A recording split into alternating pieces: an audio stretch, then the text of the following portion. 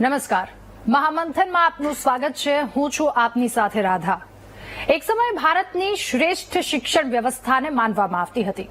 આપણે ત્યાં નાલંદા વિશ્વવિદ્યાલય જેવા શિક્ષણ સંસ્થાનો હતા અને ત્યાં અભ્યાસ કરાવતા ગુરુઓ જે તે સમયના મહારથીઓ હતા। સમય પસાર થતો ગયો એમ શિક્ષણ વ્યવસ્થામાં પણ બદલાવ આવતો ગયો અને સમયની સાથે બદલાવ જરૂરી પણ છે। પરંતુ શિક્ષણમાં જે રીતે માનસિક વિકૃતિ પ્રવેશી રહી છે એ સમાજ અને શિક્ષણ વ્યવસ્થા માટે એક ચિંતાનો વિષય બની રહી છે। જે શિક્ષકને વિદ્યાર્થીના ભવિષ્યનું ઘડતર કરવાનું હોય એ જ એને ઉજાડવાનું કામ કરે તો વાલી પોતાના બાળકને શાળાએ મૂકી એવું સમજે છે કે મારું બાળક શાળાએ છે તો સુરક્ષિત છે, પરંતુ શિક્ષણ જગતમાં કેટલાક એવા હવસખોર છે। એ હવસખોર શિક્ષકોની કરતૂતે શિક્ષણના ધામને કલંકિત કરવાના ધંધા આચર્યા છે। છાશવારે સામે આવતા આવા કિસ્સાઓથી એક વાત હવે નક્કી થઈ ગઈ છે કે શિક્ષકો ગેરમાર્ગે જઈ રહ્યા છે અને શિક્ષણ વ્યવસ્થાને પણ હાનિ પહોંચાડી રહ્યા છે। સમાજમાં એક તરફ એવા શિક્ષકો પણ છે જેની માત્ર બદલી થવાના સમાચાર સાંભળીને બાળકો ચોધાર આંસુએ રડે છે, એમને વિદાય આપે છે, જ્યારે બીજી તરફ કેટલાક એવા નરાધમ શિક્ષકો માસૂમ વિદ્યાર્થીની સાથે ક્રૂરતા કરતા તલભાર પણ વિચાર નથી કરતા। આ શિક્ષકો પણ આવે છે તો આપણે સમાજમાંથી જ તો આવે છે ને, એ વાતે પણ વિચાર કરવો પડશે કે આ શિક્ષકો ક્યાંક સમાજનું જ પ્રતિબિંબ બની આપણી સામે તો નથી આવી રહ્યા ને। ત્યારે સવાલો અનેક થાય છે જેનો જવાબો આજે આપણે મેળવીશું આજના મહામંથનમાં।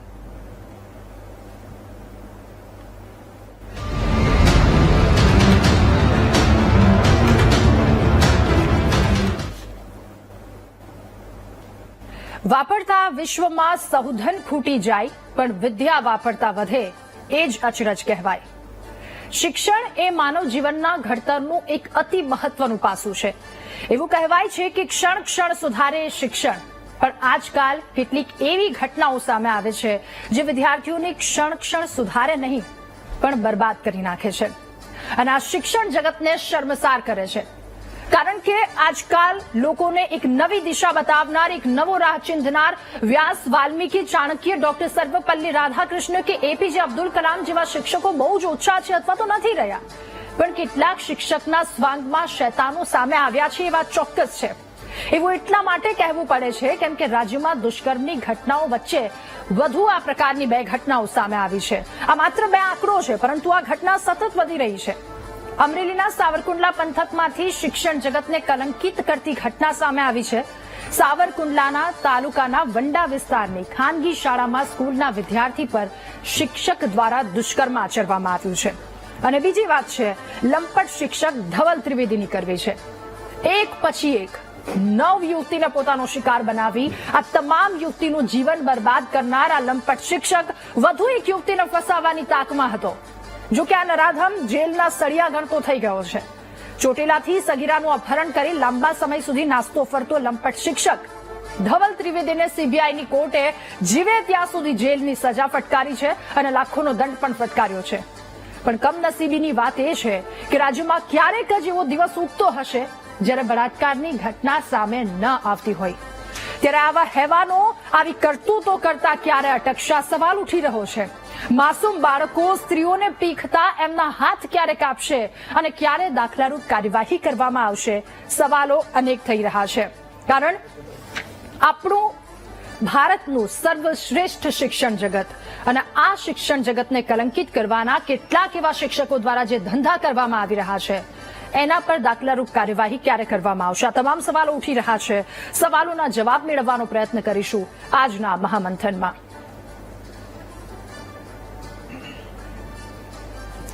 ત્યારે શિક્ષણ જગતને કલંકિત કરતી આવી ઘટનાઓ સામે આવી રહી છે। આવી ઘટનાઓ કેમ વધી રહી છે? વિદ્યાર્થીનીઓ પર શિક્ષકના અત્યાચારની ઘટના સામે આવી છે અને વાત એ પણ કહી શકાય કે કઈ પણ યુવાન અથવા તો બાળકી હોય અથવા તો કોઈ પણ વ્યક્તિ, એટલે ટૂંકમાં આપણે એમ કહી શકીએ એ જબલું પહેરતું બાળક હોય કે પછી એ ફ્રોક પહેરતી દીકરી હોય, એ સાડી પહેરતી સ્ત્રી હોય કે પછી એ વૃદ્ધા હોય, કોઈને પણ નથી બક્ષવામાં આવતા। અને કમનસીબીની વાત તો એ છે કે હવે દીકરાઓને પણ નથી બક્ષવામાં આવતા।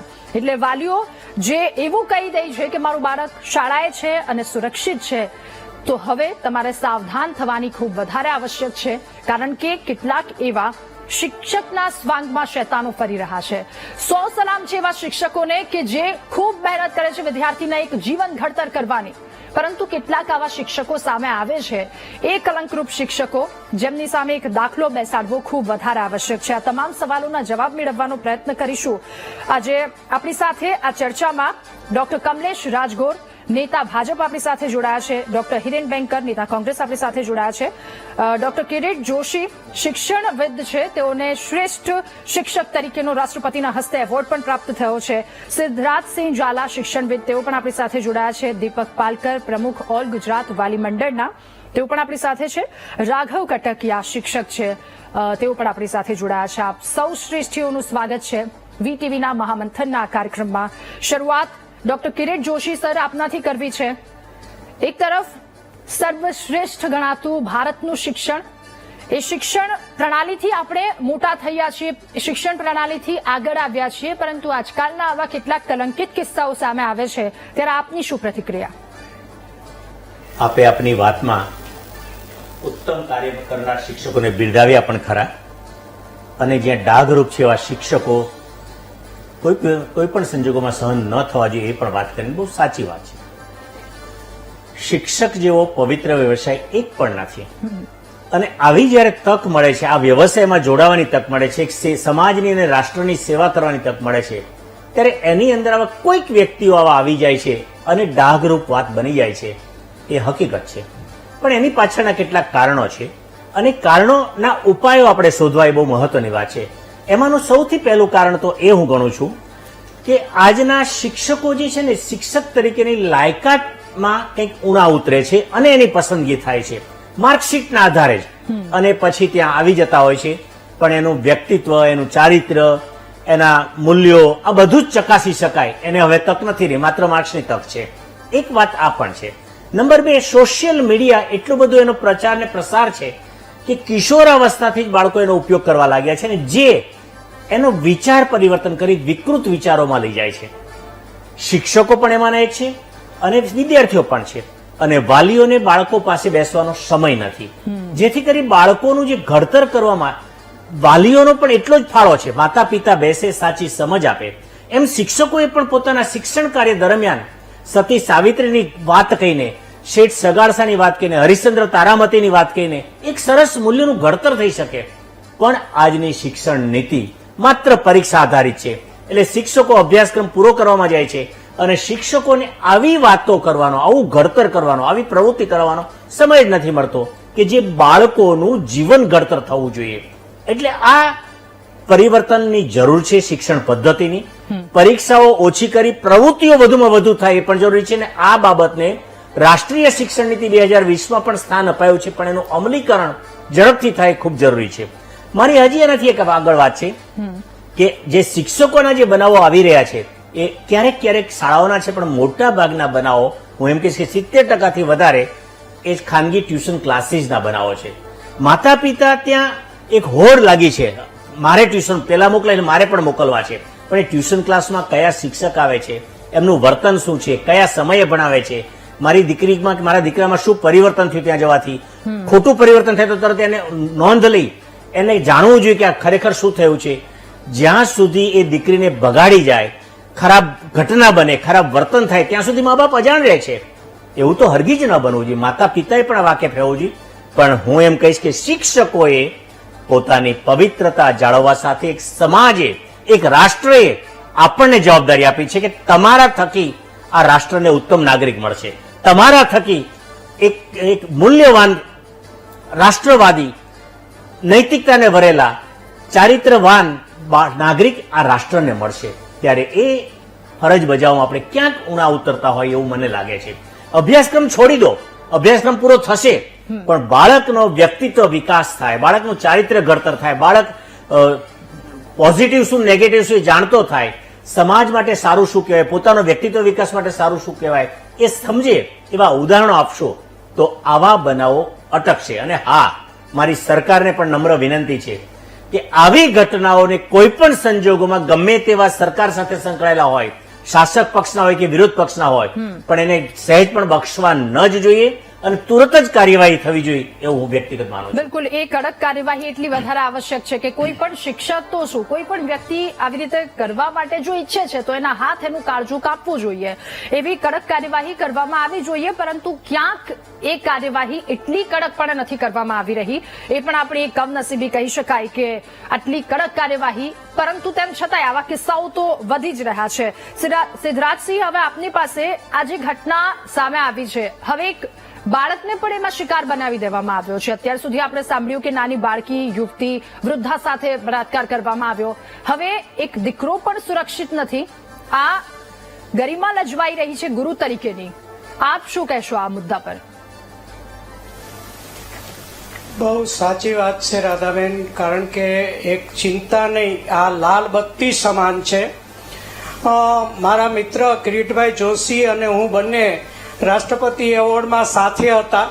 એ વખતે રાષ્ટ્રપતિશ્રીએ એક બહુ સારી વાત કહેલી એમના અભિભાષણમાં અમને, કે તમે એક એવા શિક્ષક બનો કે કદાચ 2 માર્ક્સ ઓછા આવે તો ભલે આવે, પણ એક ચારિત્ર નિર્માણ કરો, રાષ્ટ્ર નિર્માણ કરો, એક સારો પુત્ર બને, એક સારો પતિ બને, એક સારો એ બાપ બને. આ જો તમે નિર્માણ કરી શકશો તો આ એવોર્ડને તમે લાયક ગણાશો. મને આજની તારીખે એ શબ્દો ખાસ યાદ છે, અમને એવોર્ડ મળ્યો ત્યારે. પણ હવે ખાટલે મોટી ખોટ એ છે કે જ્યારે આવા બનાવો બને છે, સ્ત્રીઓને તો બળાત્કાર કરવામાં આવે છે, પુરુષોમાં હમણાં જ 2-4 મંદિરોમાં પણ એવા બનાવો બન્યા બેન, કે જે સંસ્થા, ધાર્મિક સંસ્થાઓ હોય છે એમાં પણ જો આવા બનાવો બનતા હોય, વિદ્યાલયમાં જેને આપણે પવિત્ર નામ આપ્યું છે ગુરુકુળ, એવા ગુરુકુળના 5-6 બનાવે એવા બનેલા કે જે આપણને વર્ણવી ન શકાય. ડિબેટમાં એનું આપણે નામ ન લઈ શકીએ, આપણને શરમ આવે કે આપણી બેન દીકરીઓ જોતી હશે તો એને આપણે કયા શબ્દોમાં મૂલાવા, કદાચ આપણાથી એ શબ્દ થોડોક ઉતરતો તો નહીં થઈ જાય ને. એટલે આવા જે બનાવો બને છે એના પાછળ મારી દ્રષ્ટિએ હમણાં જેમ કિરીટભાઈએ કીધું એમ, ખાસ કરીને વાલીએ અને સમાજે એક હવે ખાસ ચેતવાની જરૂર છે કે આ બધા બનાવો પાછળ જ્યારે એડમિશન લે છે તો શું ઈ કરે, એને પારખી તો નથી શકાતો, એને ચાખી તો નથી શકાતો કે આ શાળામાં શિક્ષક કેવો છે એમ. તો શું કરવું જોઈએ બેન? વચ્ચે એક થોડીક આડી વાત લઈને આપને કહું, હમણાં અમે રિસર્ચ કરતા હતા, એમાં એક સંશોધનમાં એવું રાજકોટ ડિસ્ટ્રિક્ટમાં અમને જાણવા મળ્યું કે દીકરીઓની સંખ્યા જે છે, જે કો એજ્યુકેશન જે શાળાઓમાં ચાલે છે એ તો ઠીક, પણ ગર્લ્સ સ્કૂલ છે, ફક્ત ગર્લ્સ સ્કૂલ છે, એમાં 30 થી 35% ઘટાડો આવ્યો છે. આ એક સમાજ માટે લાલ બત્તી સમાન છે.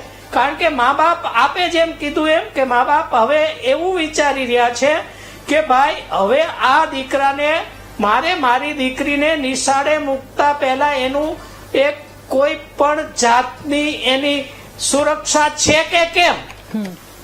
માત્ર ને માત્ર એક જે સેવાનો પવિત્ર વ્યવસાય છે એનો આ લોકોએ માત્ર ને માત્ર આર્થિક બનાવી દીધું છે.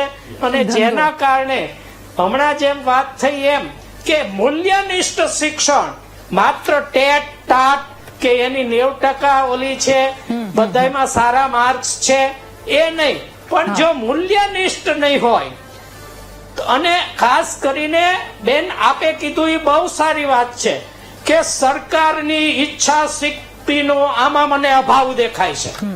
100% હું કહું છું કે કાં ભાઈ શિક્ષણ મંત્રી કે પદાધિકારી, શિક્ષણ સચિવ શ્રી કોઈ સ્થળ ઉપર જતા નથી. એ તો હશે પોલીસનું કામ છે, અમે પોલીસ કરી દીધું, બહુ મોટા ઓલા છે, કોઈ ચમરબંધીને નહીં છોડીએ. અરે ભાઈ ન છોડો તો કાંઈ નહીં, પણ આ જે બનાવ બન્યો છે એના સ્થળ ઉપર જઈને તમે માત્ર ને માત્ર નીચલા અધિકારીને મૂકી દો છો કે ભાઈ જઈને તપાસ કરી આવો, એ 2-4 પાનામાં લખી આવે છે આવું બન્યું, નિવેદન લે, બીજા 2-4 વિદ્યાર્થીઓના નિવેદન લે.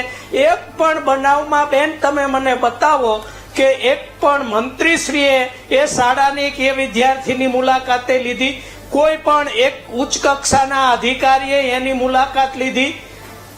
હું પડદરીમાં હતો ત્યારે આ ધવલ જેનું નામ લેતા આપણને શરમ આવે છે બેન, મારી બાજુની જ 100 મીટરની દૂરની સ્કૂલમાંથી 2 દીકરીઓને એ ભગાડી ગયો. આખું ગામ ભેગું થાય છે, પોલીસ સ્ટેશને જાય છે, એ તરત ને તરત ફરિયાદ થાય છે. ખબર પડે છે એની બેનપણીઓ કહે છે કે એની સાથે આ ભગાડી ગયો છે સાહેબ, છતાંય 6 કલાક સુધી એની ફરિયાદ લેવામાં નથી આવતી કે તમે બહેનું ત્યાં ગોતો, માસીને ત્યાં ગોતો.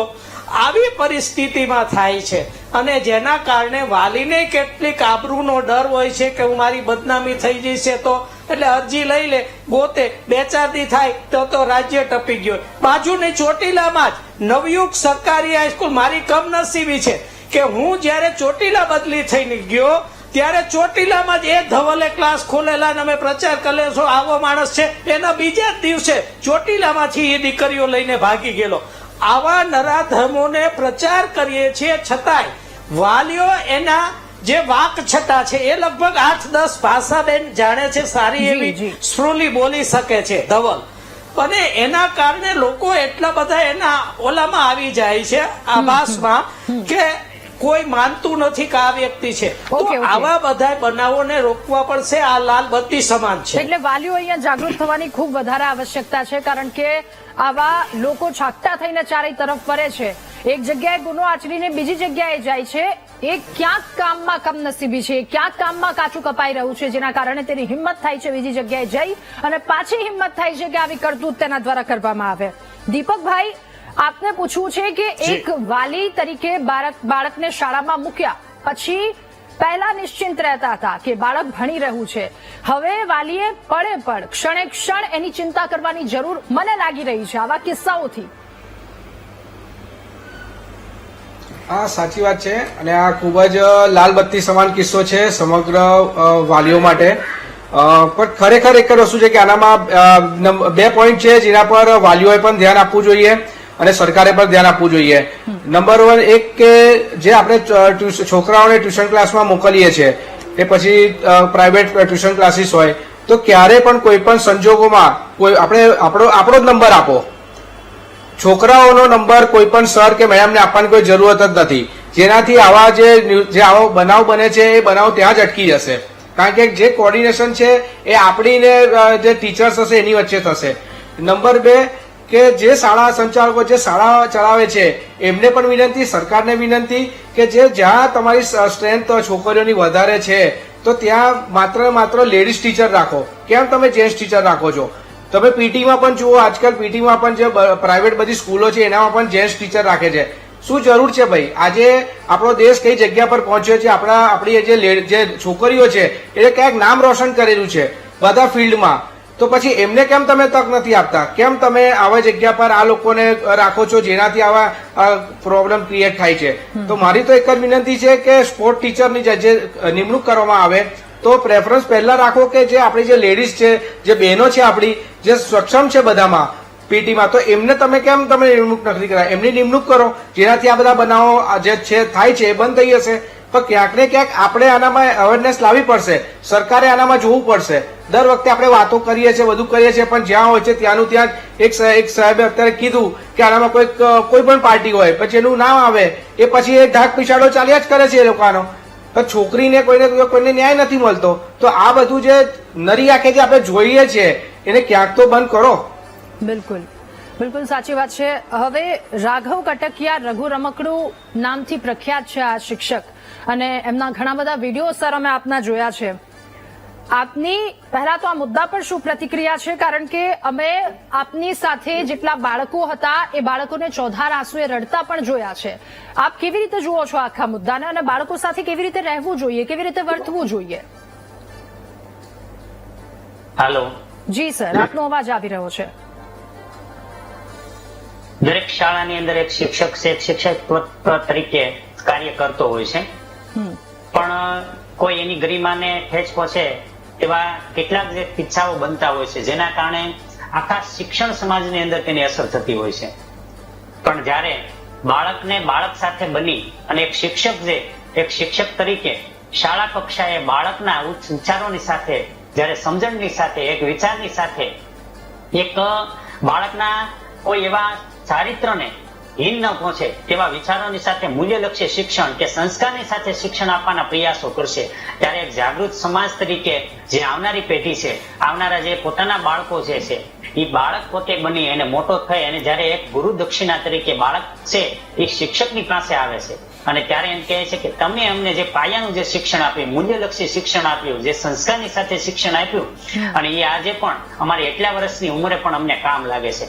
આવું જે શિક્ષણ જ્યારે એક શિક્ષક તરીકે જ્યારે આપશે ત્યારે બાળક છે દોડતું દોડતું આવે છે અને શહેરની ગલી હોય કે શહેરી મહોલ્લા હોય કે કોઈ પણ વિસ્તારની અંદર હોય, બાળક મોટું થયું હોય અને એના ગુરુજીને આવતા હોય તો એને પગે લાગતું હોય, એવી ગરિમા જે છે એ જળવાઈતી હોય, ત્યારે એક શિક્ષક તરીકે કાર્ય કરતા હોય એવા શિક્ષક જોવા મળે છે.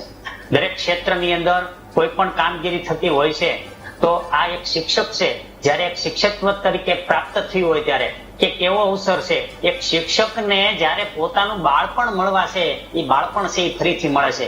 એક પણ ક્ષેત્રની અંદર, એક પણ બિઝનેસ કે ધંધાની અંદર તમને એક ક્ષેત્ર બાળક જેવું બાળક બનવાનો અવસર પ્રાપ્ત ન થતો, તો બાળકની સાથે તમે એક બાળક તરીકે કામ કરો છો. આ અવસર ઈશ્વરે આપણને જ્યારે આપ્યો હોય ત્યારે આવનારું જે બાળક છે, આપણી સામે બેઠેલું જે બાળક છે, તેમાં એક ઈશ્વરની પ્રતિમા સ્વરૂપે જે બાળકની સાથે કામ કરીએ તો આવી જે ઘટનાઓ બનતી હોય છે એ બનતી નથી. અને બાળકની સાથે આત્મીયતાથી જોડાયેલો જે શિક્ષક હશે ત્યારે એના દિલની અંદર ક્યારે પણ આવા વિચારો આવતા નથી. અને દરેક શિક્ષકને આવું જ્યારે ફીલ થતું હોય ત્યારે સમાજની અંદર એક બાળક છે એનું સારું નિર્માણ થતું હોય છે.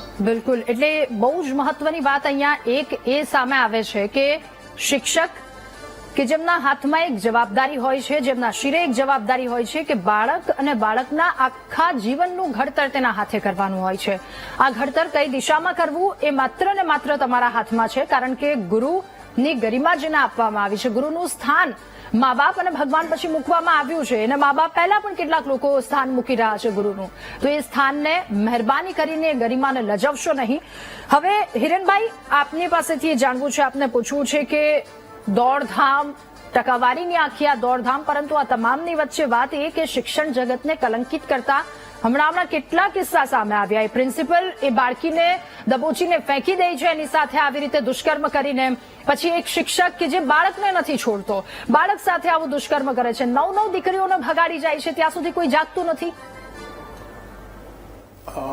વીટીવીના માધ્યમથી અને આપણે ઘણી બધી વખત શિક્ષણ જગતના વિવિધ પાસાઓ પર આપણે રાધાબેન અહીંયા ડિબેટ કરી છે. માળખાકીય સુવિધાની જે કથળતી હાલત છે, જેમાં ઓરડા ન હોય, ટીચર ન હોય, પ્લેગ્રાઉન્ડ ન હોય, આવી ઘણી બધી ચર્ચા આપણે કરી. ગુણવત્તાની પણ કરી, જ્યારે રિપોર્ટ આવે, એસઓનો રિપોર્ટ આવે, યુનિસેફનો રિપોર્ટ આવે, નીતિ આયોગનો રિપોર્ટ આવે, કેટલું કથળી ગયું શિક્ષણ એની પણ ચર્ચા કરી. પણ આજે આપણે શિક્ષણ જગતમાં નૈતિકતાની અધપતનની ચર્ચા કરી રહ્યા છીએ, જે ખરેખર ખૂબ દુર્ભાગ્યપૂર્ણ છે. નૈતિક અધપતન તરફ શિક્ષણ આગળ વધી રહ્યું છે. આંકડા જોઈએ તો આપણે ચિંતા વ્યક્ત નહીં કરવા, એક ધ્રાસકો થઈ જાય એટલા મોટા આંકડા છેલ્લા 8 વર્ષ 10 વર્ષમાં આપણી સામે છે. એક પણ નગર, ડિસ્ટ્રિક્ટ કે ગામ બાકી નથી જ્યાં આ પ્રકારની ઘટના ન બની હોય. દરરોજ પોસ્કો એટલે નાના બાળક પર થતા રેપની ઘટના એ 6 થી વધુ છે. એટલે આજે સાંજ પડી ગઈ છે બેન, અત્યારે આજ દિન સુધીમાં 6 બાળકો ઉપર રેપ થઈ ચૂક્યા છે. આવતીકાલે બીજા 6 થશે. 2014 સુધીમાં 600 રેપ થતા હતા. 2024 સુધીમાં 23 નો આંકડો જે કહીએ છીએ 2446 રેપ, એટલે પોસ્કો, આ માત્ર પોસ્કો અંતર્ગત વાત કરી રહ્યો છું, એટલા થયા છે. એટલે દરરોજના 6 કેસ અને 398% વધારો, એટલે 400% વધારો થયો છે બેન. મને સરકાર તરફથી કોઈ જ અપેક્ષા નથી. વારંવાર રજૂઆત કરીએ છીએ, સરકાર સાંભળતી જ નથી. કહેવાય કે આપણે જયારે કેન્સર થયું તો આપણે પહેલા સ્વીકારવું પડે કે મને કેન્સર થયું છે, ને પછી આપણે એની ઉપાય કરીએ, અને એક્સરે કરાવીએ, અને સીટી સ્કેન બધું કરીએ. કોઈ સ્વીકાર જ નહીં કે મને કેન્સર થયું તો આપણે એનો ઈલાજ કેવી રીતે કરીએ? આપણે પહેલા સ્વીકારવું પડશે કે આટલી ઘટનાઓ થઈ રહી છે ને આપણે એના માટે ચિંતા વ્યક્ત કરવી પડે. સરકારની કોઈ ચિંતા જ નહીં. ઇન્ફ્રાસ્ટ્રક્ચરની વાતો કરીએ તો કે કમાન્ડ એન્ડ કંટ્રોલ સેન્ટર છે ને, મેં તો બનાવ્યું દિલ્હીમાં, અહીંયા ગાંધીનગરમાં, આવો જોવા માટે સરસ છે. પણ ત્યાંથી આવી કોઈ ઘટના રિપોર્ટ જ થાય નહીં. અને જયારે કોઈ રિપોર્ટ કરે ત્યારે એને જે ખરેખર કોઈ ગંભીર ગુનો કરી નાખ્યો હોય એ રીતે એને જવાબ આવે. આજે મારે વાત માત્ર ને માત્ર સુધારા માટેની કરવી છે. સરકારના આંકડા તમે જોયા, એમાં કોઈ સુધારો નથી. દર વર્ષે વધતા 400% વધારો થઈ ગયો છે. એટલે એમાં સરકારની કોઈ કામગીરી છે આપણે ભૂલી જવાની છે. મારે ખરેખર જે શિક્ષણ સાથે સંકળાયેલા લોકો છે એની સાથે વાત કરવી છે કે સીસીટીવીની વાત હોય, ટીચરની વાત હોય, કે તમે જે મોકલી રહ્યા છે ત્યાં વિદ્યાર્થીઓમાં તે ટેમ્પોમાં લઈ જાય છે એ લોકોની વાત હોય. તમામમાં વાલી તરીકે આપણે એક જાગૃત નાગરિક તરીકે આપણે જાગવું પડશે. સરકાર ઊંઘી છે એને ઊંઘવા દઈએ. એ સરસ કુંભકર્ણની નિંદ્રામાં ઊંઘેલી છે, એને કોઈ જ ફરક નથી પડતો. તમારો દીકરો, મારો દીકરી, બીજા પાડોશની દીકરી, આ દીકરી આજે કાલ ને પરમ દિવસે હુમાઈ રહી છે અને ખૂબ ગંદી રીતે હુમાઈ રહી છે. ધવલ ત્રિવેદી વાળો વ્યક્તિ એમ કહી રહ્યો છે કે હું બુક લખીશ કે મારી જીવનમાં આવેલી 10 સુંદર સ્ત્રીઓ. એટલે તમે વિચાર કરો કઈ દિશામાં આપણે વધી રહ્યા છે. અને એ જે હમણાં શિક્ષકે કહ્યું કે વારંવાર મેં લોકોને કહી રહ્યા છીએ, જાહેર પ્લેટફોર્મથી લોકોને કીધું છે, તેમ છતાં કોઈનું પેટનું પાણી ના હલે. સરકારે ખરેખર અને લોકોએ માંગ કરવાની જરૂર છે અને જે નીતિગત સુધારામાં કરવાની જરૂર છે, ફાસ્ટ ટ્રેક કોર્ટ કરવાની જરૂર છે. તમે પોલીસ વેરિફિકેશન કરાવો અને જે ખરેખર કરવાની જરૂર છે, સરકારે માત્ર ને માત્ર ખાલી ચોપડે કામગીરી કરવાની જગ્યાએ ધરાતલ પર ઉતરવાની જરૂર છે. એ મંત્રી હોય, સંત્રી હોય કે ટીડી હોય, ડીઈ હોય, આ તમામ લોકોએ ધરાતલ પર ઉતરીને લોકોને જાઓ જોવા માટે. આપણે ઇન્ફ્રાસ્ટ્રક્ચરની વાત કરીએ ત્યારે તો ખાલી આપણે બેઠા બેઠા કહી દઈએ છીએ રિપોર્ટ પોર્ટલમાં ભરી દેજો એટલે આપણને ખબર પડી જાય, પણ ના, આ ખરેખર માનવ જીવનની વાત આવી ગઈ છે. એક વ્યક્તિના જીવન આખું પરિવાર ખતમ થઈ ગયા. રાધાબેન, જયારે કોઈ દીકરીના ઘરમાં ઘટના બને આવી, આખું પરિવાર ખતમ થઈ જાય. એ સમાજમાં કેવી રીતે જીવતો હોય એને આપણે કલ્પી ન શકીએ. અને દીકરીની માનસિક સ્થિતિ પણ શું હોય છે? એટલે પરિવારની માનસિક સ્થિતિ એટલી ખરાબ થઈ જાય કે જે આપણે કલ્પી શકતા નથી. એની રેમેડીઝની વાત કરીએ, એમાં આપણે શું કરી શકીએ? કશું જ નહીં. પોસ્કો અંતર્ગત ઘણી બધી વસ્તુ કરવામાં આવી છે, પણ એ કશું જ નહીં. બેડ ટચ, ગુડ ટચ, આ બધાની માહિતી આપો. સરકારે છેલ્લા આટલા વખતમાં એવા કોઈ ઘણા બધા આપણે વિકાસશીલ, ગતિશીલના પોસ્ટરો, એડવર્ટાઇઝ જોયા. સાહેબ, મને એક બતાવો એડવર્ટાઇઝ જે ગુડ ટચ બેક્ટેરી સરકારે ચલાવ્યો હતો. એક નહીં. આપણે દારૂની પરમિટના દારૂ ગિફ્ટ સિટીમાં સરસ આવી ગયું, એના માટે એડવર્ટાઇઝો કરી, ઘણી બધી કરી, પણ એક આવી એડવર્ટાઇઝ જે શિક્ષણ જગતને આ ખરાબ કારનામાંથી બહાર ઉગારી શકે એવી ₹1 આપણે જાહેરાત નથી કરતા. વાત એ છે કે જેમ શિક્ષકનું નૈતિકતાનું એનું કામગીરી છે, જે આપણે ભૂતકાળમાં કહેવાતું હજુ પણ કહેવાય છે કે શિક્ષણ સાધારણ નથી હોતો. પ્રણય નિર્માણ એના ગોદમાં રમતા હોય છે અને એ જ ગોદમાં આ પ્રકારની ઘટનાઓ બને. અને ગુરુકુલના ઘટનાઓ, આ આખી ઘટનામાં અમદાવાદ, સુરત, રાજકોટ જેવા મેટ્રો શહેર પણ બાકી નથી. હજુ ગયા અઠવાડિયે અમદાવાદ ખોખરામાં ઘટના બની છે. એટલે સરકારે ખરેખર માત્ર સત્તાલક્ષી વાત કરવાથી બહાર આવી જવું પડશે. શિક્ષણની વાતો ત્યારે 0 ટોલરન્સની નીતિ અપનાવવી પડશે. ત્યારે આ ઘટનાઓ અટકશે. મહિલાઓના રેપની તો બહુ અલગ જ કહાની છે. આ માત્ર ને માત્ર તમે જે સબ્જેક્ટ સિલેક્ટ કર્યો છે એ શિક્ષણ જગતમાં અને બાકીની બાળકીઓ પર થતા બળાત્કાર ને દુષ્કર્મની ઘટના એ ખૂબ સંવેદનશીલ મુદ્દો છે. રાજનીતિથી પર ઉઠીને આપણે એને કેમ સુધારા તરફ લઈ જવું જોઈએ એના માટે આપણે વાત કરવી જોઈએ. કોઈ જ આક્ષેપબાજી નહીં. અને જે આંકડા છે તો છે જ, મેં કોઈ આક્ષેપ માટે નથી કર્યા, પણ જે આંકડા છે એલાર્મિંગ છે.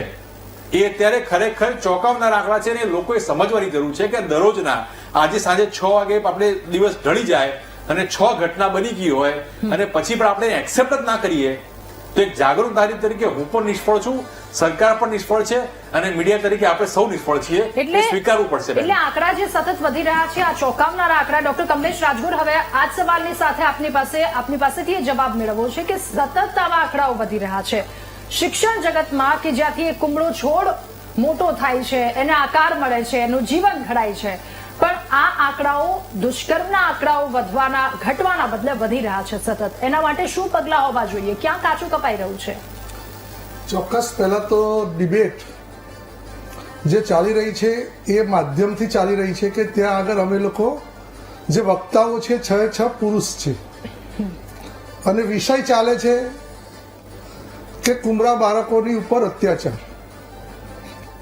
ચોક્કસ હું 3 ભાગમાં આખી ડિબેટને 3 જ ભાગમાં બે મને જે સમય મળ્યો છે એમાં 2 મિનિટની અંદર 3 વસ્તુ જુદી જુદી રીતે કહીશ. ચોક્કસ આઝાદીના 75 વર્ષ પછી જ્યારે આદરણીય નરેન્દ્રભાઈને લાગ્યું કે ભાઈ આ દીકરીઓ તો આઝાદ થઈ જ નથી, એ તો હજુ ગુલામીમાં જ જીવે છે, ત્યારે ગુજરાતથી શરૂ કરીને એમણે એક પ્રણય ચાલુ કર્યું. રાજનીતિક હું જવાબ આપું છું પહેલો ઓકે. કે એમાં ચાલુ કર્યું કે બેટી બચાવો બેટી પઢાઓ. અને ગુજરાતથી શરૂ કરીને એને જોયા કે આ બેટીઓ પડતી નથી, એના પાછળના મૂળ કારણો શું છે.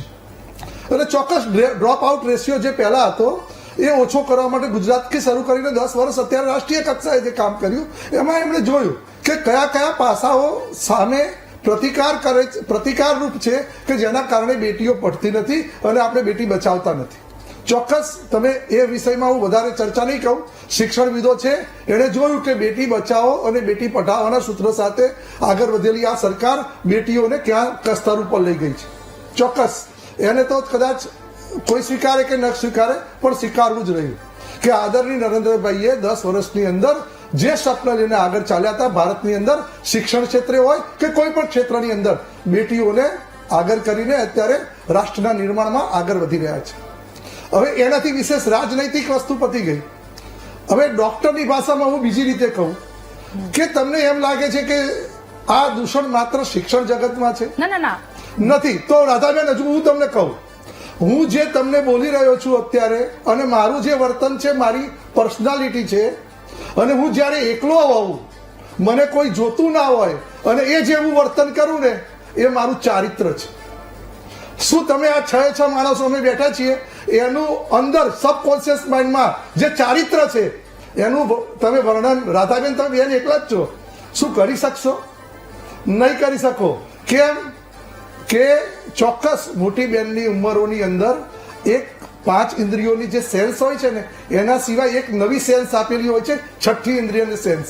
માણસ કરતા પણ આ બહેનો કોઈ પણ પુરુષની આંખ જોઈને અથવા તો કોઈ પણ વ્યક્તિની આંખ જોઈને એના મનમાં શું વિચારો ચાલી રહ્યા છે, એનું મન ક્યાં જઈ રહ્યું છે, ભલે વાત સારી કરતો હોય, પર્સનાલિટી સારી હોય, પરંતુ એ વ્યક્તિ કેવો છે કેરેક્ટર વાઇઝ એ જાણી જતી હોય છે. અને એ માતાઓ જાણી શકે છે સૌથી વધારે. પણ આપણે તો કમનસીબે ચર્ચામાં કોઈ માતા નથી, બોલાય નહીં. રાજનીતિક ચર્ચામાં વાત ત્યાં છે, દીકરી પર દુષ્કર્મ નથી કરતી. તમારો કોઈ વાંક જ નથી કાઢતો. તમારો કોઈ વાંક જ નથી કાઢતો. હું જે કહું છું, આજની દીકરીઓને જો સૌથી વધારે જરૂરિયાત હોય તો પિતા કરતા એમની માતાઓ એમની સાથે રહે અને એ સેન્સ સમજાવે કે આવનારા વ્યક્તિમાં ભલે તમારા પિતા પણ તમારી જોડે હોય તો એ કઈ સેન્સથી તમને કયા નજરથી જોઈ રહ્યા છે એ બધું જ જો વર્ણન કરી શકે તો એની માતા છે. હવે ત્રીજા પાસાની વાત કરું આનાથી વિશેષ જે એક વાત રહી જાય છે કે શિક્ષણવિદ ચોક્કસ એવું કહેશે કે ભાઈ તમે એમ કહો છો કે આ વર્તન છે, આ મન છે વ્યક્તિનું, એ ચારિત્રવાન ક્યાંક ને ક્યાંક બહુ મોટો પ્રતિષ્ઠાવાન વ્યક્તિ બી ક્યાંક આમ કરતો હોય છે, તો એનું કારણ શું? તો ચોક્કસ માનવ જીવનનું અધપતન. અને એમાં પુરુષ પ્રધાન જે આ દેશ છે એમાં પુરુષના મનનું વિકૃત અધપતન જે થયું છે ને એ અને માનવ એટલી સ્તરે ગીરી ગયો છે કે સાહેબ આ શિક્ષણવિદ કહેશે કે આપણે ઘરના નોકરને નોકર કહીએ ને તો નોકરને ખોટું લાગે છે. અરે જવા દો, આ દારૂડિયાને દારૂડિયો કહીએ ને તો દારૂડિયાને ખોટું લાગે છે. અરે જાનવરને જાનવર કહીએ તો શું એમાં નવાઈ, પરંતુ હવે તો જાનવરને આપણે માનવ કહીએ ને તો જાનવરને ખોટું લાગે છે. જાનવરને ખોટું લાગે એવું કામ આ નીચ નરાધમો કરી રહ્યા છે. ચોક્કસ કોંગ્રેસના મિત્ર રાજનૈતિક વાત નથી કરતા એટલે હું એમને આવકારું છું. હા, ચોક્કસ બધા જ લોકોએ રાજનૈતિક વાત કરીને આપણે આગળ વધવું જોઈએ, પરંતુ વાલીઓએ જે કીધું કે શિક્ષણવિદોએ કીધું, પરંતુ ચોક્કસ માનવ અને જાનવરની અંદર બે ફરક હોય છે. માનવ જેવો બહારથી દેખાતો હોય છે એવો નથી હોતો. જાનવર જેવું બહારથી દેખાતું હોય, હિંસક હોય તો એ હિંસક હોય છે. ક્યારે તમારી પર તરાપ મારશે ખબર નથી પડતી. એટલે સાયકિયાટ્રિકો અને સાયકોલોજીસ્ટો બધું જ આ વસ્તુનું વર્ણન કરતા હોય છે. અને આદરણીય નરેન્દ્રભાઈએ આ પાસાનો પણ વિચાર કર્યો છે કે આવનારા દિવસોની અંદર બેટીઓ અથવા તો ક્યાંક ગુરુકુલોની અંદર જે અત્યાચારો થાય છે એનો પ્રતિકાર કરવા માટે આ શિક્ષણવિદની અંદર નહીં, દરેક ક્ષેત્રની અંદર શું કરવું જોઈએ, કાયદાની દ્રષ્ટિએ શું કરવું જોઈએ, ભણતરની દ્રષ્ટિએ શું કરવું જોઈએ, વ્યક્તિના વ્યક્તિત્વના નિર્માણ માટે શું કરવું જોઈએ, આ બધા જ વિચાર કરીને આગળ વધી દાખલો બેસાડવાની વાત છે, હિંમત ન થવી જોઈએ એ વાત છે. હિરણભાઈ જી, આપ શું કહી રહ્યા છો? બેટી બચાવો બેટી પઢાઓ ના બેટીઓ પઢી રહી છે, ના બચવાની વાત તો અત્યારે કરી જ રહ્યા છે. એટલા માટે મારે કહેવી પડે કેમ છે. બેટીઓ નથી પડી રહી ભાઈ? વચ્ચે- કેમ નથી વચ્ચે પડતો? સાંભળી લો. પણ એમ નહીં, તમે એક વસ્તુ છે આ તકલીફ સાવ આ બેટી સરકાર પડતી સાંભળવા નથી, બાકી એવું નથી. કહો છો તકલીફ આ એટલે સાંભળવા- કમલેશભાઈ, હિરેનભાઈ, સાંભળવા- હિરેનભાઈને બેટી પડતી સાંભળીએ સાંભળતા- પહેલા. જો એક વસ્તુ કહું, તમે કમલેશભાઈ, તમે આમ કીધું કે રાજકીય આક્ષેપ આપણે નથી કરવા, એટલે હું પણ તમને રાજકીય કહું. આક્ષેપો તો તમે સ્વીકાર- કર્યા અરે જ હું સરકાર તમે- ઉપર. ઠીક છે સાંભળી લો, કમલેશભાઈ, સાંભળી લો. હવે સાંભળી લઈએ, પછી તમારી પાસેથી જવાબ લોકસભામાં લઈએ. સરકાર આઉટ ઓફ ધ સ્કૂલનો રિપોર્ટ મૂક્યો છે, જેમાં એવું કહે છે કે દીકરીઓ જે ખરેખર સ્કૂલમાં જવી જોઈએ એમાં ઘટાડો થયો છે, જેમાં ડ્રોપ આઉટ જે છે એ સંખ્યા ઘટી છે. આ સરકારનો તમે હમણાં જોઈ લેજો, અત્યારે પણ આપણું લોકસભા ચાલુ છે, એ રિપોર્ટ આઉટ ઓફ ધ સ્કૂલનો રિપોર્ટ અવેલેબલ છે. પહેલી વાત. બીજી વાત એમને વાત કરી કે બચાવો, બેટી બચાવો. બેટી બચાવો અત્યારે એમને બહુ સરસ વાત કરી, એમાં મને એ વ્યક્તિ બોલ્યા નહીં, અને ઘણા બધા પ્રવક્તા આ જ મુદ્દે બોલતા હોય છે કે શિક્ષણમાં નથી, પણ રિલેટિવ આજુબાજુના જે હોય એ લોકો આ બધું કરતા હોય છે. સરકારનો રિપોર્ટ જે એનસીઆરબી નો રિપોર્ટ છે એમાં ડિટેલમાં બેન વિગત આપે કે કોણ છે, કયા છે, રિલેટિવે કર્યું છે કે કેમ, બીજા કોઈ કર્યું છે. એલાર્મિંગ સિચ્યુએશન એટલા માટે છે કે શિક્ષણમાં ટીચરોને અલગ અલગ સ્ટાફ દ્વારા થતા રેપની ઘટનાઓ વધી છે બેન. એટલા માટે આ વાત આપણે શિક્ષણની વાત પર્ટિક્યુલરલી વાત કરી રહ્યા છીએ. ઓવરઓલમાં તો જયારે આપણે આખી વાત કરતા હોઈએ ત્યારે આપણી આજુબાજુના લોકોની પણ વાત ચોક્કસથી કરીએ. મને અપેક્ષા હતી કે સરકાર તરફથી કોઈ એ પ્રકારના વાત આવશે કે આપણે આ પ્રકારના એક અરે નક્કર તમે રાજનૈતિક વાત કરવાની વાત ન કરી, અને રાજનૈતિક વાત કરો છો સ્વીકારો તો સાહેબ. ખરી યાર, સ્વીકારો અરે તો ખરી. સ્વીકારવાનો ક્યાં સવાલ છે? તમે સ્વીકારો તમારા કે આ ઘટના રાજકુમારને બની તો છે. હડકાએ કૂતરું કાઢી જાય ને તો પણ તમે કહો આ સરકાર હવે આમને તો એવું છે કે ગટરનું ઢાંકણું બેન તમે ઉખડી એટલી આવે. હલકી કક્ષાની રાજનીતિ કરી રહ્યા છો, એટલી હલકટ કક્ષાની રાજનીતિ કરી રહ્યા છો, તો તમારા રાજકુમારને જો કૂતરું પણ કાઢી જાય ને તો કે આદરણીય નરેન્દ્રભાઈના કારણે તમારા કૂતરું આ કાઢી ઠીક જાય. છે. એટલે આ શબ્દો આ શબ્દો જે એ ભારતીય પણ જનતા પાર્ટીની નૈતિકતા અને ઓકે, ઠીક છે, હવે અધોપતનનો એ છોડો, આપણે દીકરીઓની સુરક્ષા અને બાળકોની સુરક્ષાની વાત કરી રહ્યા છીએ. જે પણ છે એ વસ્તુ નિંદાપાત્ર છે, પરંતુ ચોક્કસ ઠીક છે. હું એવું માનું છું કે રાધાબેન. આમાં સમાજને બધા જ લોકોએ આગળ આવવું પડે અને સામનો કરવો પડે, અને ચરિત્રવાન માણસ બનાવવા માટે વ્યક્તિના વ્યક્તિત્વના નિર્માણ માટે જે પણ કરવું પડે એ કરવું પડે. હિરેનભાઈ આપણી પાસે આવું, પરંતુ નહીં, મારી એક નાની વાત. આ પ્રકારના એક ખરેખર ફ્રૂટફુલ ડિબેટમાં આ પ્રકારની નિમ્ન ભાષાનો ઉપયોગ કરવાનો એ ખરેખર અયોગ્ય છે. ઓકે, ઠીક છે, આજે પણ ખરેખર આપણે- મુદ્દો છે કે આપણે એક તો તમે તો કીધું રાજનીતિ નહીં કરીએ. વચ્ચે તો રાજનીતિ કેમ વાત વચ્ચે કરી? ના બોલો, આપણે ચોક્કસ બીજા સ્વીકારીએ. લોકો બોલે કે કોંગ્રેસને આપણે શેનો અધિકાર છે સાહેબ રાજનીતિક ઠીક વાત છે, કરવાનો? રાજનીતિને અરે મહેરબાની મારા કરીને એક ભાઈ, બાજુ સ્વીકારો મૂકી તો દો. ખરી. આ સવાલ દીકરીઓનો આપણે છે, સ્વીકારવા સવાલ તૈયાર નથી. શિક્ષણનો સ્વીકારવાનો તો છે. ક્યાં સવાલ કઈ છે? બાજુ સ્વીકારવા છે? તૈયાર નથી. વિષય કઈ બાજુ દીકરી રહ્યો છે? આઝાદ નથી થઈ, તો પ્લીઝ, હવે સ્વીકારવું મહેરબાની કરો. પહેલા જ. કમલેશભાઈ, હિરેનભાઈ, પ્લીઝ 5 મિનિટ, પ્લીઝ. હવે બીજાનો વારો આવવા દઈએ. દીપકભાઈ, આપ શું કહી રહ્યા છો?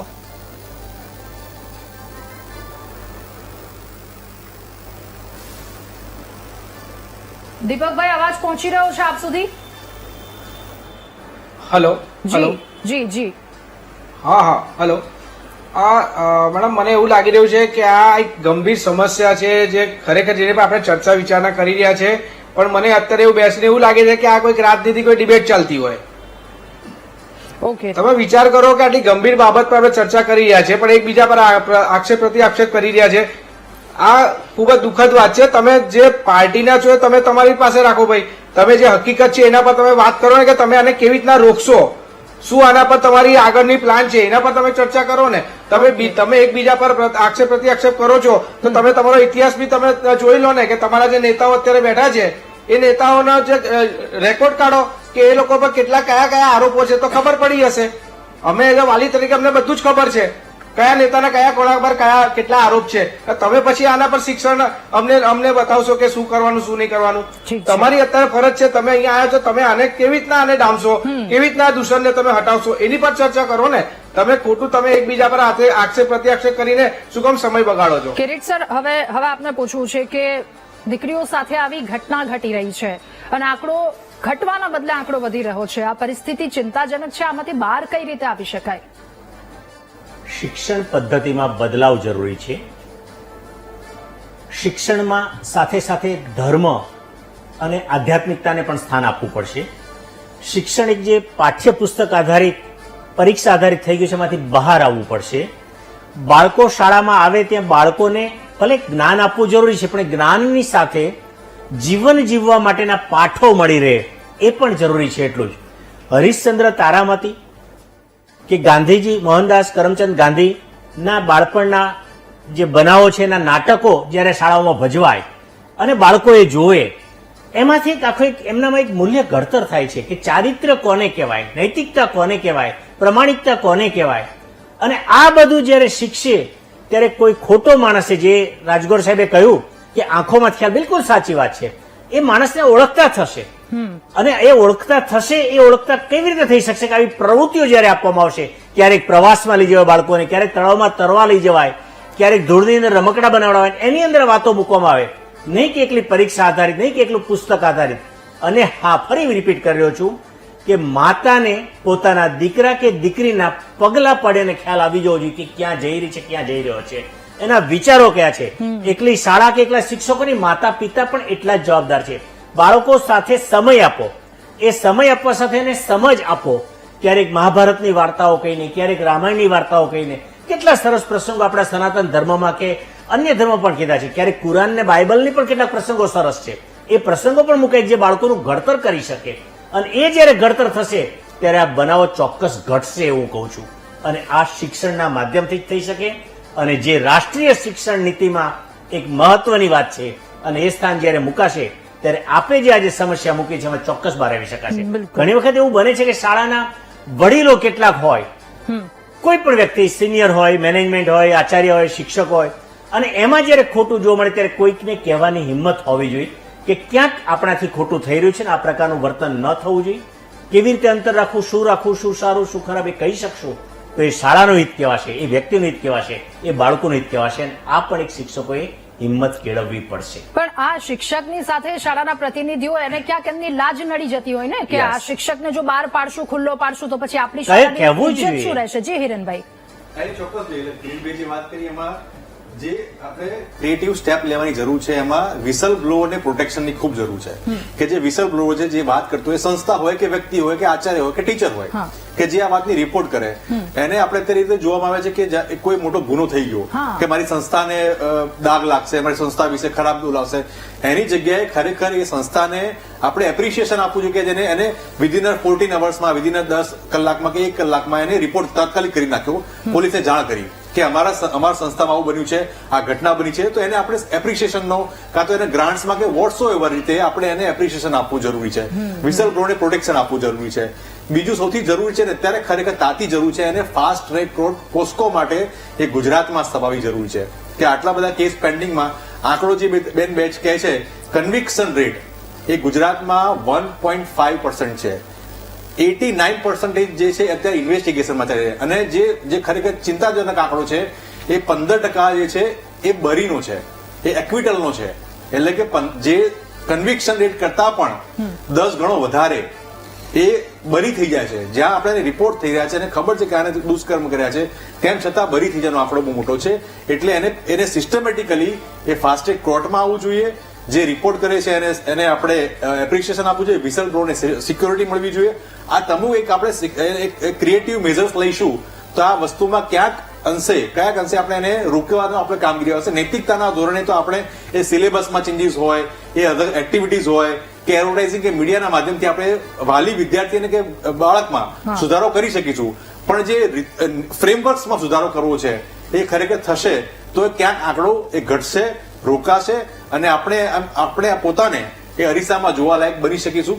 એ આપણે જાહેર જીવનમાં આવીએ, મીડિયાના તરીકે હોઈએ, એ તમામ તરીકે આપણે એક સિટીઝન તરીકે આપણે જોડવા માટે આપણે જાગૃત નાગરિક તરીકે આપણે જોઈ શકીશું. બિલકુલ. અને આ જે ધવલ ત્રિવેદીની વાત કરવામાં આવી રહી છે એ પણ એક સરાહનીય છે. એને જે સજા ફટકારવામાં આવી છે કે એને જેલના સળિયા ગણતો કરી દીધો છે. એટલે આ જે કામ કરવામાં આવ્યું છે સરકાર દ્વારા, જે તે વ્યક્તિ છે, કોર્ટ દ્વારા કે કોઈ પણ વ્યક્તિ દ્વારા જેનો હાથ છે એનો, એ સરાહનીય કામ છે. કે ચલો એના પાછળના બીજા વ્યક્તિને એવી હિંમત નહીં થાય, પણ આંકડા વધી રહ્યા છે એ ચિંતાજનક. સિદ્ધરાજસિંહ, આપની પાસે હવે કે ક્યાંક આમાં આપણે પણ ચૂકી રહ્યા છે, આપણું બાળક શાળાએ જઈ રહ્યું છે, તો એની અત્યારની દૈનિક ક્રિયા વિશે જો વાત કરીએ તો એ બાળક સવારે ઉઠે છે, સવારની શાળા હોય તો શાળાએ જાય છે, પછી ઘરે આવે, એક ટ્યુશન, અથવા તો કેટલાક એવા વાલીઓ હોય છે કે મારા બાળકને 90% નીચે ટકા જ ના આવવા જોઈએ એટલે એને બીજા ટ્યુશન મોકલે છે, ઘરે આવે છે, હોમવર્ક કરે છે. આમાં ક્યાંક 5 1 5 5 2 10 પૂરતું જ જ્ઞાન રહી ગયું છે. એ ભાવવિહીન, એ કૌશલ્યવિહીન ક્યાંક થતો જાય છે. એ બાળક ભૂલી જાય છે, એ બાળકને નથી સમજાતું કે કોણ વ્યક્તિ મારી સામે ઉભો છે. જી મેડમ, રાધાબેન બહુ સાચી વાત છે કે માત્ર ને માત્ર અત્યારે આપણે રોબોટ તૈયાર કરવા છે. કારણ કે વાલીને 99% મારું બાળક છે એ સૌ આનાથી આગળ આવે. વાલીની જે અતિ મહત્વકાંક્ષાઓ છે એના કારણે માનસિક એટલો બધો એના ઉપર બોજો આવી જાય છે કે જે આ બનાવો તો બને છે. આપને ખ્યાલ હોય તો ગઈ સાલ આપણે એક પરીક્ષા પહેલા જ એક એપિસોડ કરેલો કે બાળક પરીક્ષાના પહેલા અને પછીના 10-15 દિવસ રજા આપણે શું કહીએ પરિણામ પહેલાના દિવસોમાં સુસાઇડના બનાવો ખૂબ જ બને છે. એનું મુખ્ય કારણ એ છે કે વાલીની અતિ મહત્વકાંક્ષા છે. બીજું દેખાદેખી. એક સામાજિક રીતે મારું બાળક છે એ આ લોકોનું બાજુનું બાળક જાય છે ટ્યુશનમાં તો મારું કેમ ન જાય, ઓલાના બાળકને 99.98% આવ્યા તો મારા બાળકને કેમ ન આવે. આ બધી હોડ જે છે, ખોટી હોડ જે વાલીએ મૂકી છે, સમાજે મૂકી છે, હું તો સમાજનું નામ દઉં છું. એવન આપણી જે પરીક્ષા પદ્ધતિ છે એની મેથડ છે કે ભાઈ એમાં PR ગણવા, ટકાવારી ગણવી, એ બધી બાબતોને કારણે પણ કેટલીક વખત વાલી મૂંઝાઈ જતો હોય છે કે મારું બાળક છે એ પાછળ નહીં રહી જાય ને. અને આવી બધી દોડના કારણે કેટલાક આવા કિસ્સાઓ બનતા હોય છે. મારે વચ્ચે એક સરસ મજાનું અભિનંદન પાત્ર સરકારને અને પોલીસને પણ આપવું છે કે એમને છેલ્લા 2 વર્ષથી જે હમણાં વાત નીકળી બેડ ટચ અને ગુડ ટચ, મને રાજકોટ પૂરતી હું ક્રાઇમ બ્રાન્ચને ખરેખર વંદન કરું છું કે એક પણ બ્રાન્ચ રાજકોટની 540 શાળાઓ છે એ 540 શાળાઓમાંથી ગર્લ્સની તમામ શાળાઓમાં, એવન છોકરાઓની શાળાઓમાં પીઆઈ કે ડીવાયએસપી કક્ષાના લોકોએ એ બેડ ટચ શું છે, ગુડ ટચ શું છે. અમે તો એક નવો પ્રયોગ રાજકોટમાં કર્યો હતો કે વિદ્યાર્થી તો ઠીક પણ વાલીને પણ આનો એક આપો કે એનો સેમિનાર કર્યો ને એમાં બહુ મોટી સંખ્યામાં બહુ મોટી સંખ્યામાં વાલીઓ જોડાણા. અને એનાથી વાલીને વિદ્યાર્થીનો ઘરે જઈને કહે છે કે મારા સરે મને આવી રીતે ટચ કર્યું હતું, બેડ ટચ કર્યું હતું, ગુડ ટચ કર્યું હતું. એના કારણે એના વાલી પણ આવીને રજૂઆત કરે છે. તો આ બનાવો જે બને છે સતર્ક આવી, યસ, જાગૃતિ એવી આવી જાય છે. એના કારણે દરેક શહેરમાં, રાજકોટ જે સિટીમાં જે બન્યું છે એમ ગામડામાં, એવી જ રીતે બીજા સિટીઓમાં, મહાનગરોમાં પણ જો વાલીને પણ આવી રીતે જાગૃત કરવામાં આવે, ઉપરાંત એની દીકરી કે દીકરો ઘરે આવીને એવી વાત કરી શકે એવું વાતાવરણ પૂરું પાડવું જોઈએ કે એને સાચું જ્ઞાન શું છે એક વાલીએ પણ આપવું જોઈએ અને શિક્ષક શાળાએ પણ આપવું. બહુ સાચી વાત કીધી. એટલે આ એક જે સરાહનીય પગલું લેવામાં આવે છે, આવા પગલા દરેક જગ્યાએ લેવામાં આવે ખૂબ વધારે આવશ્યક છે. ચર્ચા આગળ વધારીશું, પરંતુ મહામંથનમાં હાલ રોકાઈએ એક નાનકડા વિરામ માટે.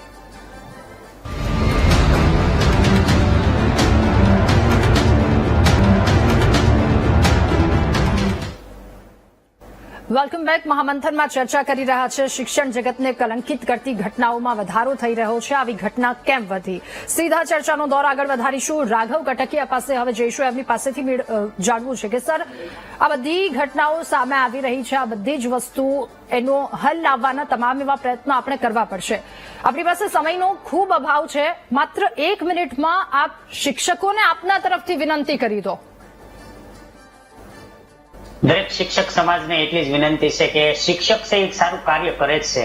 દરેક હંમેશના ડગલે ને પગલે જોઈએ તો વાલીઓને પણ જાગૃત થવાનો સમય આવી ગયો છે. દાખલા તરીકે જોઈએ કે અત્યારે એક્ઝામનો સમય હોય તો દરેક વાલીઓ એમ કહેતા હોય છે કે ટીવી કે મોબાઈલ તારે જોવાનું નથી. તો આખું વર્ષ જે એની મહેનત કરી રહી છે તો આખા વર્ષ માટે તો તમે ત્યારે એને ના નથી પાડતા, પણ જયારે એક્ઝામ હોય છે ત્યારે એને આપણે ના પાડતા હોય છે.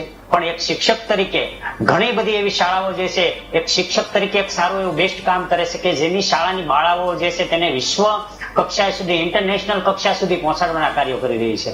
જયારે એમ કહેતા હોય કે ગુડ ટચ અને બેડ ટચ તરીકે અમે શાળાઓમાં બાળકોને એ પણ માહિતગારી આપીએ છીએ. વિડીયોગ્રાફીના દ્વારા પણ બાળકોને બતાવીએ છીએ, ટીવીના માધ્યમથી પણ બતાવીએ છીએ, પ્રોજેક્ટરના માધ્યમથી પણ બતાવીએ છીએ. અને દરેક શાળાઓમાં ગુજરાતની અંદર ગુજરાત સરકાર દ્વારા જે પરિપત્ર થયા છે તેના અંતર્ગત પણ શાળાઓમાં બાળકોને આ માહિતી આપવામાં આવે છે, જેથી બાલ્ય અવસ્થામાંથી જ બાળકોને એ માહિતગાર મળે છે અને શિક્ષક જે છે જાગૃત થાય છે અને સાથે સાથે બાળકોને પણ એની માહિતીની સાથે આગળ વધતા બિલકુલ જોવે બિલકુલ છે. દીપકજી, હવે આપની પાસે આપ પણ એક વિનંતી કરી દો, વાલીઓને શું આમાં ખાસ ધ્યાન રાખવું જોઈએ ખૂબ ટૂંકમાં? વાલીઓએ પણ ધ્યાન રાખવું જોઈએ. સાથે સાથે એક સજેશન છે કે શાળાઓએ જેમ બેડ ટચ ગુડ ટચ માટે જે બાળકો માટે જે કરે છે એવો જ એક સેમિનાર શિક્ષકો માટે કરવો જોઈએ અને એમને પણ અવેર થવા જોઈએ કે આપણે આ કઈ રીતના બાળકોને આપણે ભણાવીએ છીએ, કેવી રીતના ભણાવવું જોઈએ અને કયા જગ્યા પર એમને હાથ ના લગાવવા જોઈએ. આ બહુ જરૂરી વસ્તુ છે, જેનાથી શિક્ષકોને પણ અવેર થાય અને આગળ આવા જે બનાવ બનતા હોય એ બનાવ અટકી જાય. સાથે સાથે ટીચર હોય, જ્યાં કે સ્પોર્ટ ટીચર હોય, મેં પહેલા પણ કીધું, ડાન્સ ટીચર હોય, આ બધા જે છે એ લેડીઝ ટીચર હોવા જોઈએ, જેનાથી આ બધા બનાવને આપણે ડામવામાં સફળ રહીશું. ઓકે, ઠીક છે. કિરીટ જોશી સર, આપ શું કહેવા માંગશો? છેલ્લી પ્રતિક્રિયા આપની શું? મારી સરકારને, વાલીઓને અને શિક્ષકોને એવી વિનંતી છે કે બાળકોને પરીક્ષા ગોખણપટ્ટી આધારિત પરીક્ષા આધારે મળતા ગુણને મહત્વ આપવાના બદલે શિક્ષણના માધ્યમથી ચારિત્ર્ય ઘડતર થાય એવી બાબતને મહત્વ આપવામાં આવે. ઓકે, ડોક્ટર કમલેશ રાજગોર, આપ શું વિનંતી કરી રહ્યા છો સૌ કોઈને, શિક્ષક હોય કે પછી વિદ્યાર્થી હોય, એ વાલી હોય, સૌ કોઈને? ને ચોક્કસ, જો આ માનવ જાતની વિકૃતિ છે અને જે સૌથી વધારે વાત હું કહેવા માંગુ છું કે જરૂરિયાત કરતા વધારે કોઈને કોઈ પણ વસ્તુ મળી જાય ને તો પેલું કહેવાય છે કે જરૂરત છે જ્યાદા રોશની આદમી કો અંધા બના દેતી હોય, અને એટલે એ અસુરમાંથી ભસ્માસુર પણ બની જાય છે. અને એ જ વ્યક્તિ વાલ્મીકીમાંથી જેમ વાલ્મીકી લૂંટારો બન્યો અને લૂંટારામાંથી પાછા વાલ્મીકી બન્યા.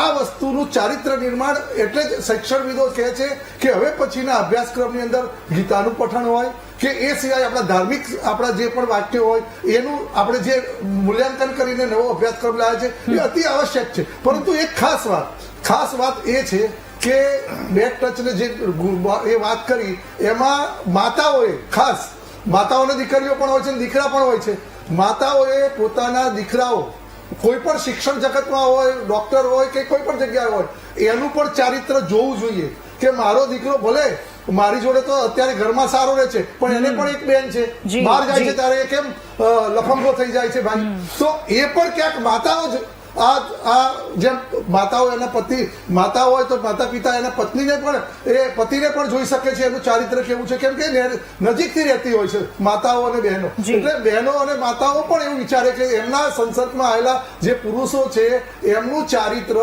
ભલે અત્યારે વર્તન અમારી જોડે સારું હોય પણ બહાર જઈને અથવા સમાજમાં જઈને અથવા પ્રતિષ્ઠિત વ્યક્તિ થઈને બહાર ક્યાંક બહાર જાય છે અને કામ ધંધો કરે છે ત્યારે એ ક્યાંક આવું તો નહીં કરે ને, આવું વર્તન તો નહીં કરે ને. અને આવું વર્તન કરે તો સાયકોલોજીનો વિષય છે, એને કોઈ સાયકેટ્રિકને બતાવવું પડે, એક સાયકોલોજીના વિષયને બતાવવું પડે, ડોક્ટરને પણ બતાવવું પડે, જેના કારણે એની માનસિક વિકૃતિ દૂર થાય. 100% સાચી વાત. એટલે જે આસપાસ જેટલા યુવાનો છે એમને પણ ખાસ જુઓ. આપ સૌનો આભાર અમારી સાથે મહામંથનમાં આ ચર્ચામાં ભાગ લેવા બદલ. તો અત્યારે મહત્વની વાત એ છે કે જે વ્યક્તિ તમે સર્વગુણ સંપન્ન સમજીને બેઠા છો એ વ્યક્તિ શું છે, એની માનસિકતા શું છે એ વિચારવું પણ ખૂબ જરૂરી છે અને બાળકોને સમજાવવું પણ ખૂબ જરૂરી છે. માતા પિતાએ પણ અહીંયા સમજવું ખૂબ જરૂરી છે. સૌ કોઈનો સહિયારો પ્રયાસ રહેશે ત્યારે જ આ કલંકમાંથી કદાચ આપણે બહાર નીકળી શકીશું. મહામંથનમાં હાલ બસ આટલું જ. વધુ સમાચારો માટે આપ જોતા રહો VTV ન્યૂઝ. નમસ્કાર.